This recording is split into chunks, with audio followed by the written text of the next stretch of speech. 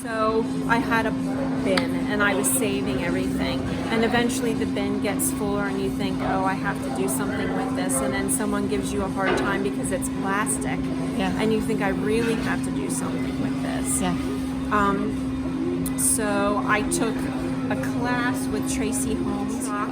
I jumped off to grinding fully baked colorful coffee grinder. Yeah. And then working that back into translucent. What can I do with that? Any bits that are larger that could become a pair of earrings or a collage piece onto a necklace, they became a whole line. So I was using everything but the dust at that point. But the reason that I chose to do this show with everything is recycled in some capacity. And so I thought I'll do all just recycled pieces with the idea that I think that polymer clay is almost a good ambassador for plastic itself. I think we vilify plastic, but the material isn't the problem. How we use the material is the problem. You know, a piece of jewelry that's more expensive, that's supposed to be permanent,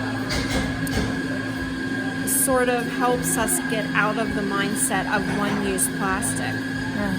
You know, I was looking at a $3,000 necklace from Ford and Forlano at Philadelphia and thinking, why do we take the same material and we make disposable plastic bags out of it when you could make a $3,000 necklace? You know, it's not the material, it's what we're doing.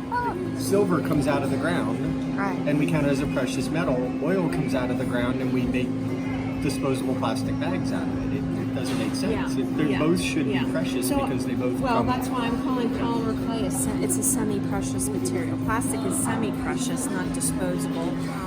I was at Ann Arbor in July, and a lady liked a necklace that I had, and it was a $175 necklace, and she said, I just can't bring myself to buy it because I can't compost it. I said, do you regularly compost $175 things? And she said, well, no. And she had a glass bead necklace on. I said, you can't compost your necklace. And she said, but I can recycle it. And I said, you can recycle my necklace too. She said, but it's plastic. It's what we're doing with plastic the rest of the time. You know, wrapping an avocado when it already has its own wrapper.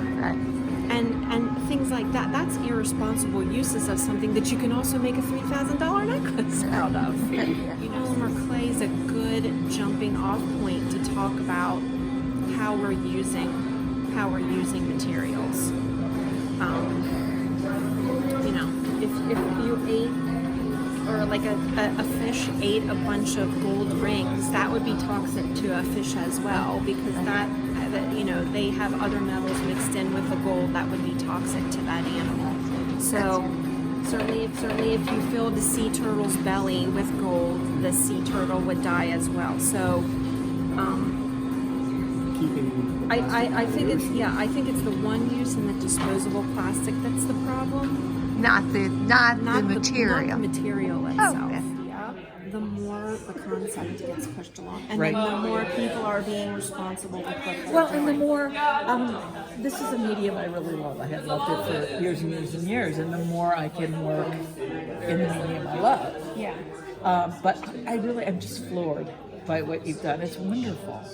You look at it and say, oh, well, of course that's an approach I should have taken, but it takes somebody to take that approach to give us the aha moment. You know, out on the belt sander, I've got curly cues from taking down. I did a vessel and it didn't work out right, so I just took it back down and I'm going to cover it again. And now I'm thinking, oh, I should have done something to save that right. I baked some of those bits, like from carving. I baked those right into 2 layers of translucent clay, so you can kind of see them through. You know, and a lot of that works. The key is not too much dry material for the wet material.